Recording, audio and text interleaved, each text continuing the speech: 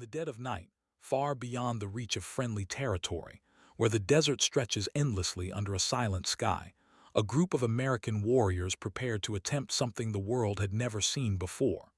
There would be no crowds cheering them on, no headlines waiting to celebrate their success, and no guarantees that they would ever return home. Every man involved understood the risks.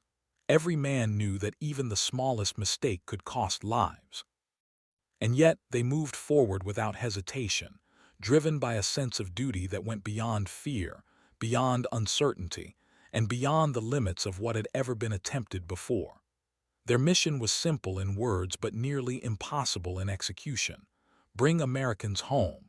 This is the story of Operation Eagle Claw, a mission defined not by its outcome, but by the courage of those who dared to carry it out. To truly understand the weight of that night, you have to step back into a world that was rapidly changing.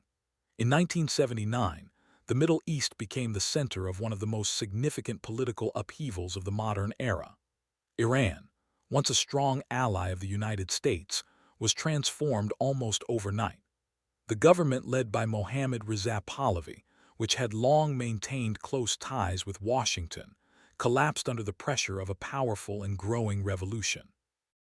Rising in its place was a new regime led by Ruhollah Khomeini, a figure who would redefine the nation's identity and its relationship with the rest of the world.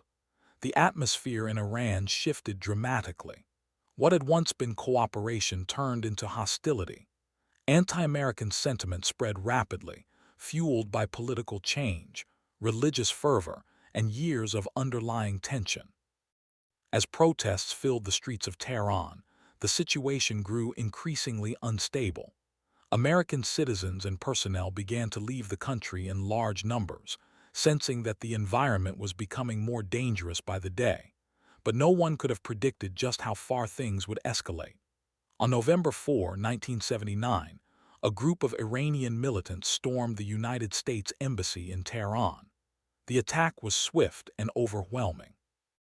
Inside, American diplomats and staff were taken hostage, their lives suddenly turned into bargaining chips in a global political crisis. 66 Americans were initially captured, and while some were released early on, 53 remained in captivity for what would become a long and painful ordeal lasting 444 days. Back in the United States, the news sent shockwaves across the nation. Families waited anxiously for updates, unsure of what the future held for their loved ones. The American public watched as the situation dragged on, day after day, week after week, with no resolution in sight. Under the leadership of President Jimmy Carter, the government faced an immense challenge. Diplomatic efforts were ongoing, but progress was slow and uncertain. The pressure to act was growing. The idea that American citizens were being held hostage, without a clear path to their release, was something that weighed heavily on the nation. Eventually, a decision was made that would set the stage for one of the most daring missions in U.S. military history. The plan that emerged was unlike anything that had been attempted before. It required precision, coordination, and a level of trust between different branches of the military that had rarely been tested in such a complex way.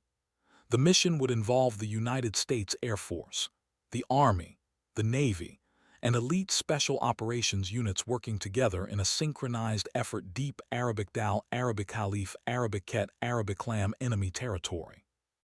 Every phase of the operation depended on the success of the one before it. There was no room for improvisation once things were in motion. The margin for error was razor thin. The operation would begin far from Iran, on a remote island in Oman. From there, specially equipped aircraft would carry a force of highly trained soldiers across hundreds of miles of hostile airspace under the cover of darkness. Their destination was a desolate stretch of desert known only by its code name, Desert One. This isolated location would serve as the critical rendezvous point for the operation. At the same time, a group of helicopters would launch from the aircraft carrier USS Nimitz, CVN-68, navigating across vast distances to meet the transport aircraft in the middle of the Iranian desert. Timing was everything. The entire mission depended on these two forces arriving at exactly the right place, at exactly the right time. Once assembled at Desert One, the helicopters would be refueled, and the assault team would board them for the next phase of the mission. They would then fly deeper into Iran, to a hidden location closer to Tehran, where they would remain concealed for an entire day. The following night they would make their move.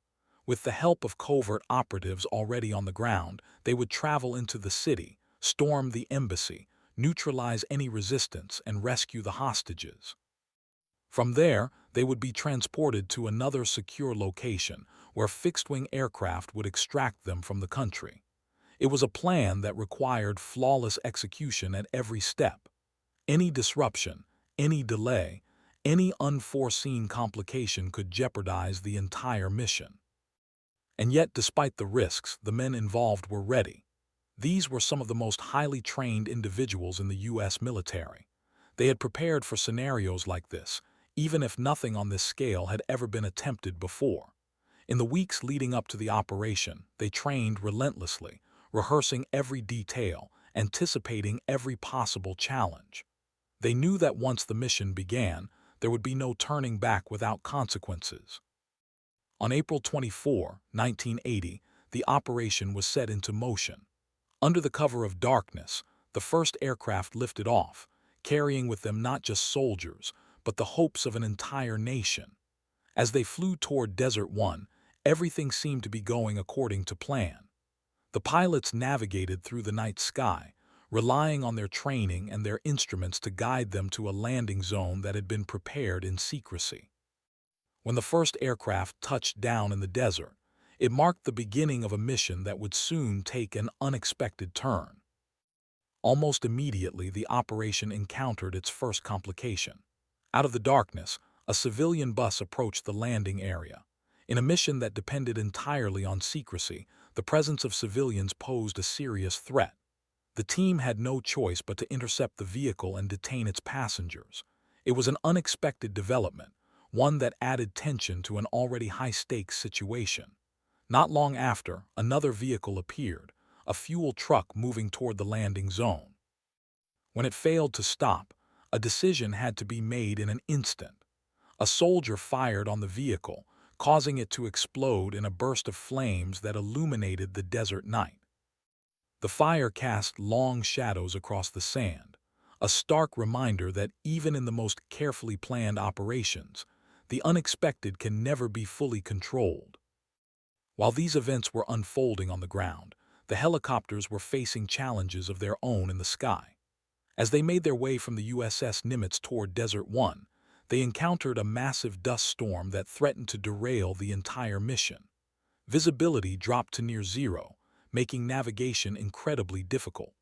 The pilots were forced to rely on their training and instincts as they pushed through the storm, knowing that turning back could compromise the entire operation. Two of the helicopters were forced to abort due to mechanical issues and the severity of the conditions. Another continued on despite experiencing serious problems, its crew fully aware that they were operating on the edge of what was possible. When the remaining helicopters finally reached Desert One, it became clear that the situation was critical. There were not enough operational aircraft to proceed with the mission as planned. The numbers simply did not add up. Without the required number of helicopters, the chances of success dropped dramatically. The commanders on the ground were faced with an impossible decision: continue forward and risk total failure, or abort the mission and accept the consequences.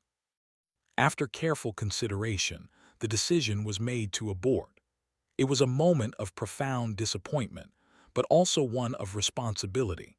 The lives of the men involved could not be risked on a mission that no longer had a viable path to success. As preparations began for withdrawal, the focus shifted to getting everyone out safely. The helicopters would refuel and return to the carrier, while the transport aircraft would carry the troops back to safety. But even in this phase, danger was still present. As one of the helicopters repositioned in the darkness, tragedy struck in an instant. It collided with a refueling aircraft, triggering a massive explosion that tore through the night.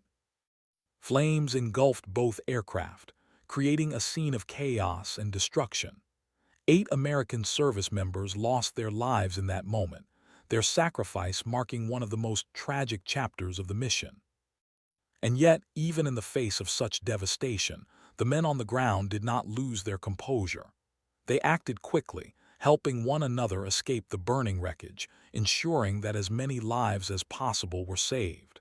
It was a testament to their training, their discipline, and their unwavering commitment to one another. In the midst of chaos, they remained united.